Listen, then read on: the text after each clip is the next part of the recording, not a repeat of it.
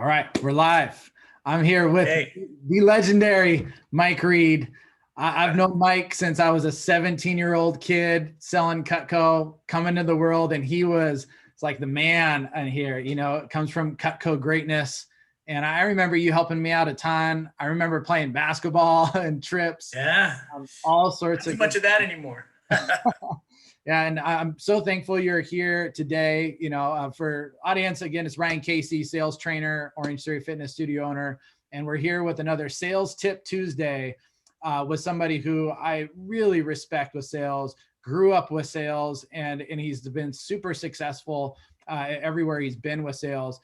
Mike started with Cutco way back when, and for the last 20 years has really shifted more of a business to business. And I'll let you talk more about kind of the transition you've made this year, but currently with Proforma Color Press, who's the largest distributor of promotional products in the country, over $500 million. And it sounds like you guys are going to break what you did last year, right? Yeah. Our individual offices, some of the other offices, they may not be doing as well, but we are having, we're having one of the best years ever. I'm sure you are a major reason for that success. So I'm excited to hear. So let's Sales Tip Tuesday. What are just 3 sales tips come to the top of your head, things that can be really useful here? You got a little rocky there on me for a second. Can you still hear me okay? Yeah. Can you hear me all right? Yeah. So let's go Sales Tip Tuesday. Let's hear your 3 top sales tips here. 3 big ones. One is if you're working from home, which a lot of us are now, whether it's business to business, get dressed.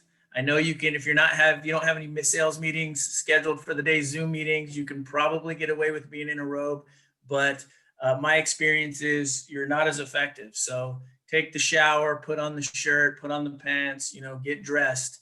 I think that's a big one. You just get in a different mentality.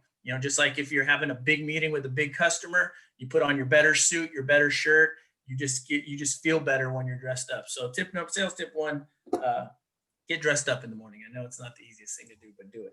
I've noticed that too, where, being in sales, I remember driving to appointments and you have your routines you get into, right? It's like, I listen to this song, I do whatever it is, I go through my material.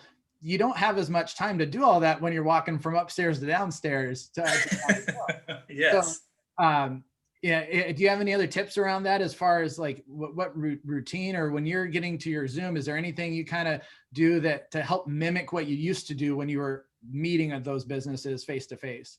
Absolutely. For me, the meeting starts 30 minutes prior to when the meeting starts. So I do get into a routine. I have my questions that I like to ask. In the Cutco days, we would review our prospectus and review our training manual.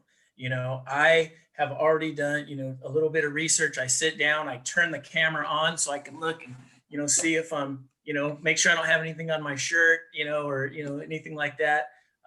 But yeah, whatever your routine is, I coached basketball for a long time, and we would say the secret to shooting free throws is have the same routine every time you shoot the free throw. It doesn't matter if you dribble 3 times and spin the ball, or dribble twice and, hit the ball on your head. Just do that every single time.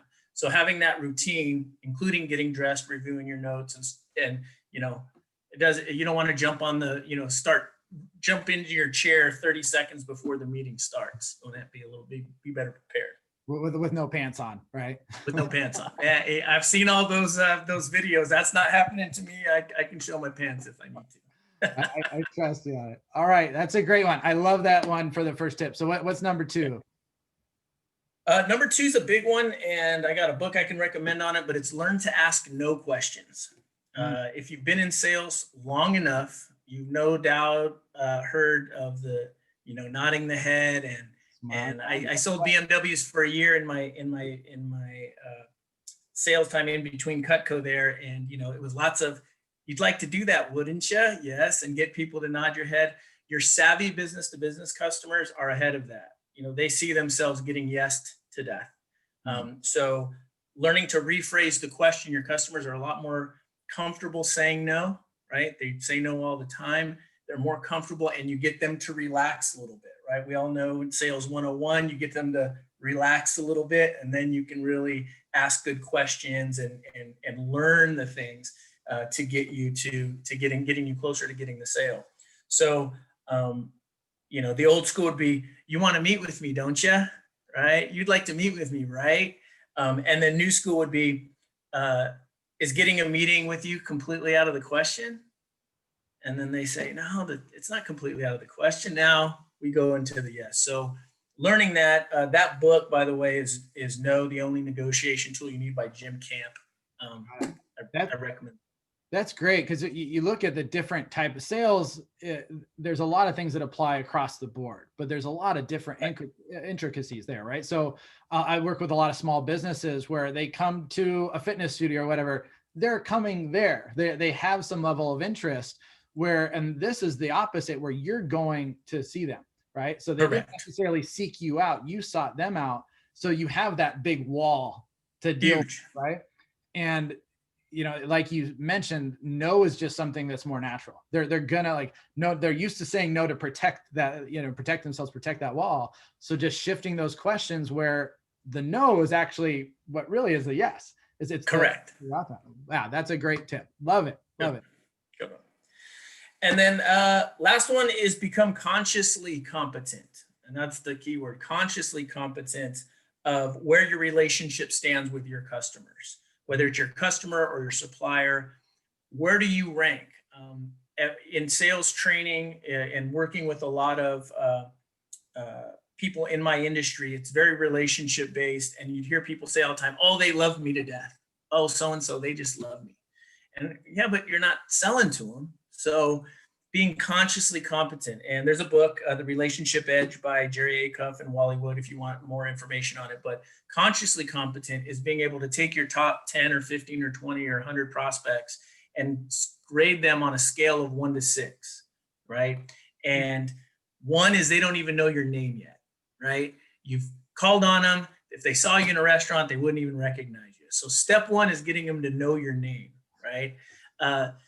I won't go through them all, but 3 and 4 is they like you and they're friendly. And that's where we kind of fall into the trap of, oh, they love me, but they could love you and want to introduce you to their kids, but not do business with you, right? And that's not enough to just like you and be friendly.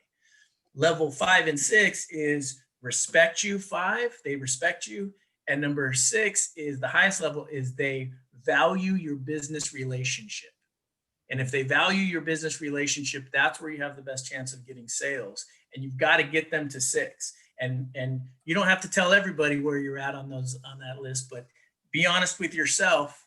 And are they just friendly? And I tell you what, you can think you have the best relationship in the world, but if they're not buying from you, then the relationship isn't where it needs to be. They don't respect your and value your business relationship. Yeah. So those are my 3. That's awesome, Mike. And I think with that last one, you see so many people who are drawn to sales are those that they love interacting with people. They love building those relationships. And pretty much every sales out there is building the relationship is one of the first steps to the sale, but it's a step, right? It's right. Not the outcome. And I can see how some people, especially in the business to business world, where it's not as easy to build that relationship. Like you have to put in a lot of effort and consistently perform to create that relationship that when you finally are, hey, it's Mike, good to see you. You're like, I made it, right? Yes. But if the sales aren't happening, it doesn't really matter there, right? You got a little work to do, right? And that's and there's some great stuff in that book on how to. That's one of the things when I recommend a book, I like to recommend the books that give you the how-tos also. Not just the stories and things like that, but hey, look, this guy loves me. He knows my name. He's friendly. He's not giving me any sales. What do I got to do to get the relationship to the next level, get him to a level 5 or 6? And that's important. Yeah, I love the implementation steps, right? Correct. Knowledge without implementation. It's just another book collecting dust there, right? That's it. That's it. I heard Mark Lova say you don't need to read a lot of books. You need to read a few books and apply what you learn, right? So actually doing them, implementing the steps and doing the thing, whatever that thing is.